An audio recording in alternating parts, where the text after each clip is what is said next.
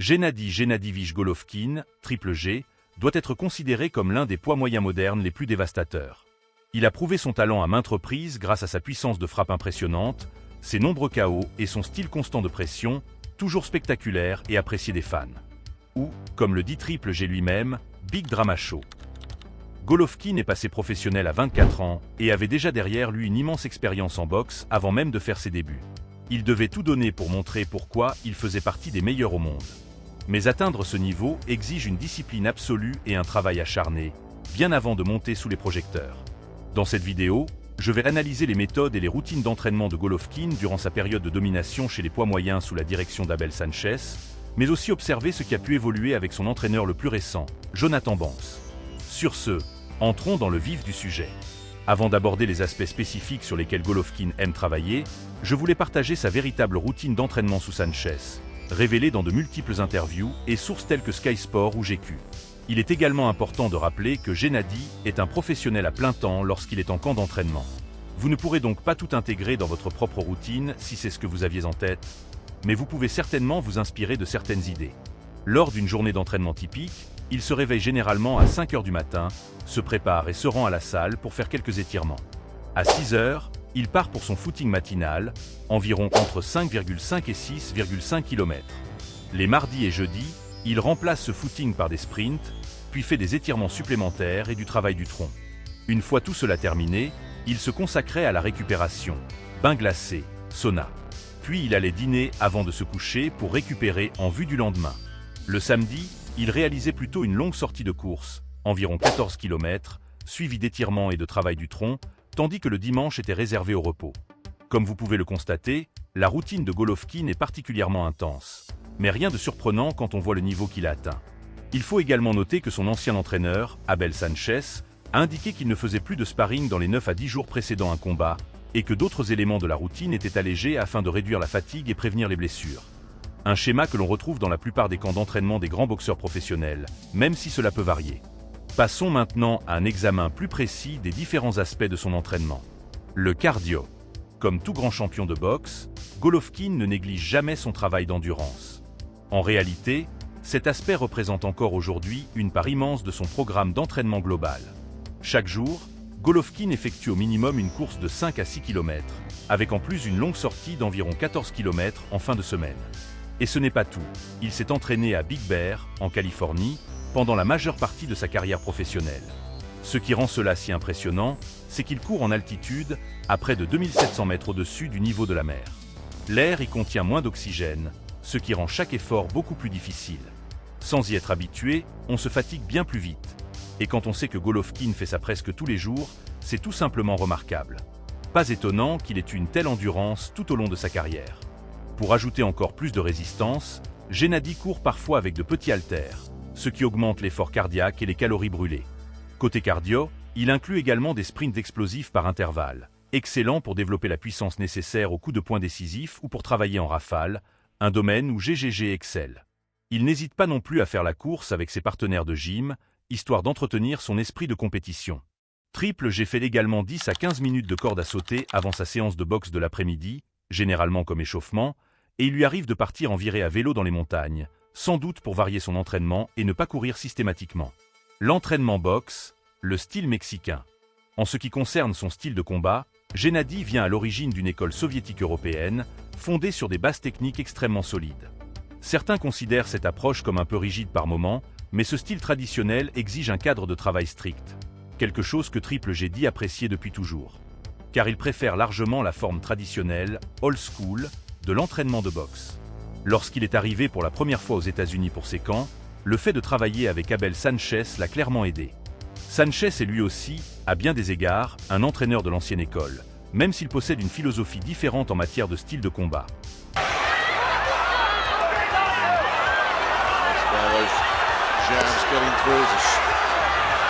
Stiff arm straight right, wasn't it? Yeah, I was going to say a jab. It wasn't a jab, it was a straight jolting which right came hand. out like a jab, Nick, but you're quite right, he went far different. He got the weight on his right leg when he threw that there.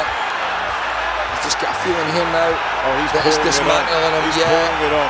Brook's in trouble. Brook is in a lot of trouble. Oh, these are heavy shots as well. There's a towel, Nick.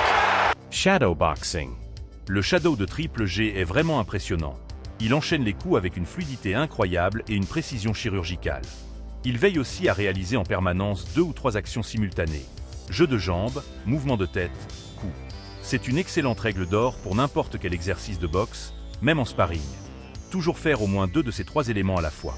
Par exemple, frapper en se déplaçant ou bouger la tête après avoir frappé. Gennady est un excellent modèle à étudier pour progresser dans ce domaine.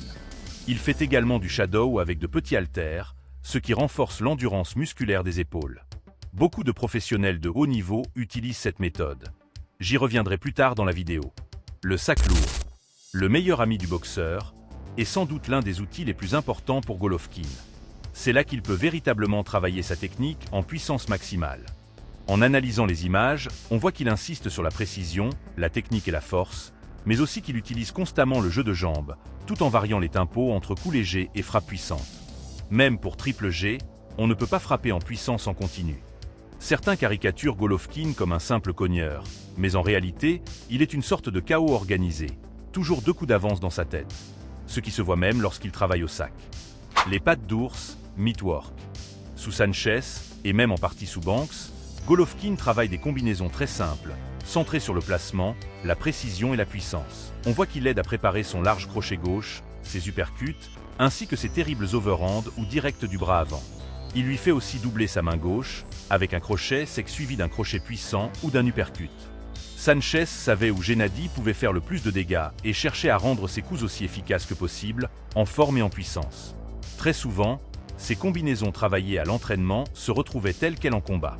Sanchez utilisait également le bouclier de frappe avec Gennady, un outil très utile pour travailler la variation de puissance. Quel que soit l'entraîneur qui tient les pattes, cet exercice reste essentiel pour placer Gennady dans des situations réalistes de combat et lui permettre d'exécuter ses coups en conditions proches du ring. Le sparring. Le sparring est l'aspect principal du camp en ce qui concerne le rendement réel de Gennady. C'est là qu'il peut mettre en pratique ses coups puissants, ses combinaisons et son plan de combat, tout en travaillant ses compétences globales et sa défense face à de vrais partenaires. Cependant, cela n'a pas toujours été une tâche facile pour Abel Sanchez, qui a souvent eu du mal à trouver de bons partenaires de sparring au fil des années, tant la puissance de Gennady est difficile à gérer. Beaucoup de ses partenaires doivent même porter des protections corporelles épaisses, tant le Kazakh est précis dans ses frappes au corps. Beaucoup admettent que sans cela, ils se casseraient les côtes et devraient rentrer chez eux. Concernant ses partenaires de sparring, Golovkin est réputé pour s'entraîner avec des boxeurs plus lourds. L'ancien champion cruiserweight Gassiev, l'ancien champion light heavyweight Kovalev ou encore David Benavidez, alors jeune star des super moyens. Son sparring le plus célèbre reste évidemment celui avec Canelo Alvarez, des années avant leur premier affrontement officiel. Nice counter from Alvarez. Every shot he lands or nearly lands is getting a cheer. Just a flurry from Golovkin. Préparation physique. Une énorme partie de l'entraînement de Golovkin repose évidemment sur sa préparation physique. Et quand on considère tout ce qu'il fait déjà, c'est incroyable qu'il y intègre encore tout cela avec une telle intensité. Mais avant toute chose, Triple G commence chacune de ses séances par des étirements, quelque chose que beaucoup négligent. Les étirements améliorent les performances athlétiques, la mobilité, la souplesse et préviennent les blessures. Golovkin veille à étirer ses épaules, ses pectoraux et ses jambes, essentiels pour tout boxeur. Il utilise aussi une méthode plus originale, des étirements avec un bâton, pour travailler sa flexibilité et surtout ses mouvements de rotation, absolument cruciaux en boxe. Concernant le travail du tronc, Sanchez a révélé que Gennady pouvait effectuer jusqu'à 3500 répétitions de différents exercices d'abdos par jour, répartis en 3 sessions. Le travail du corps est primordial. Plus votre tronc est fort, plus vos coups sont puissants. Le corps extrêmement solide de Gennady lui permet de transférer sa puissance en rotation lors de ses frappes, un élément vital. L'utilisation des poids. Golovkin n'utilise pas vraiment les poids de manière traditionnelle. Pas de squat lourd ni de développé couché. Triple G effectue donc des sessions entières de préparation physique avec de petits haltères, tout en faisant du shadow, direct, crochet pendant 4 minutes, puis il ajoute élévation latérale, exercice de mobilité et d'endurance des épaules. Rien qu'en regardant, on comprend d'où vient sa puissance et pourquoi il est si résistant après toutes ces années. Il réalise aussi de nombreux exercices pour les épaules et la rotation du buste avec des barres lestées, ce qui développe tout le haut du corps et le mouvement rotatif. La puissance de frappe provient principalement des jambes, des hanches et de la rotation du tronc. Mais ce sont en réalité les avant-bras qui agissent comme un stabilisateur au moment de l'impact, grâce à la tension de la prise lorsque le poing touche sa cible. En dehors de la technique pure, Gennady développe ses muscles à l'aide d'exercices comme les kettlebell rolls de gauche à droite. Extrêmement difficile si vous ne les avez jamais essayés, ainsi que des tractions qui renforcent également cette zone. Au fil des années, on a vu le menton de Golovkin testé à de nombreuses reprises. Bien sûr, il a naturellement une forte capacité d'encaissement, mais ses exercices de renforcement du cou sont essentiels pour développer les muscles cervicaux et absorber les impacts. Régime alimentaire et perte de poids. Après tout cet entraînement intense, il doit constamment se réapprovisionner en énergie pour maintenir un niveau de performance maximale. Golovkin est souvent considéré comme un petit ou naturel poids moyen. Il pèse généralement 163-164 lb, environ 74 kg, à 30 jours du combat. Cela signifie qu'il ne commence la déshydratation que quelques jours avant l'événement. Savoir qu'un combattant cherche le chaos et veut offrir un grand combat est précisément ce que recherchent aussi bien les fans hardcore que les spectateurs occasionnels. Je pense que le fait que Golovkin ait une si grande carrière amateur l'a vraiment aidé. Cela lui a permis d'adapter ce style professionnel spectaculaire, mais malgré son sourire constant et son attitude décontractée en dehors du ring, lorsqu'il est temps de travailler, son instinct de tueur ressort immédiatement. Il suffit de regarder son visage lorsqu'il déclenche un coup. Sanchez veillait également à ce que Gennady et ses partenaires de salle étudient les grands champions en regardant des combats classiques pendant l'entraînement. Golovkin porte aussi une grande responsabilité dans la salle. Les autres suivent sa personnalité et son exemple. Il sait qu'il est le leader, qu'il doit montrer la voie, et il n'hésite pas à corriger les autres lorsqu'ils font une erreur, même technique. À mes yeux, Gennady est l'un de ces athlètes extraordinaires, une véritable anomalie en boxe. Principalement grâce à sa manière de s'entraîner, à sa discipline et à son objectif constant d'être incroyablement puissant et durable, quel que soit l'adversaire. Ce n'est pas une surprise s'il est devenu une superstar pound for pound. Je pense aussi que s'entraîner dans la solitude et le silence de Big Bear, en altitude, témoigne de sa force mentale. Il sait que ce sport exige une dévotion totale, si l'on veut laisser une trace parmi les plus grands. Big Bear est sans aucun doute devenu sa maison de boxe. Golovkin est un homme qui aime profondément ce sport, un étudiant du noble art, un leader dans la salle, et quelqu'un qui s'entraîne toujours avec l'intention de gagner.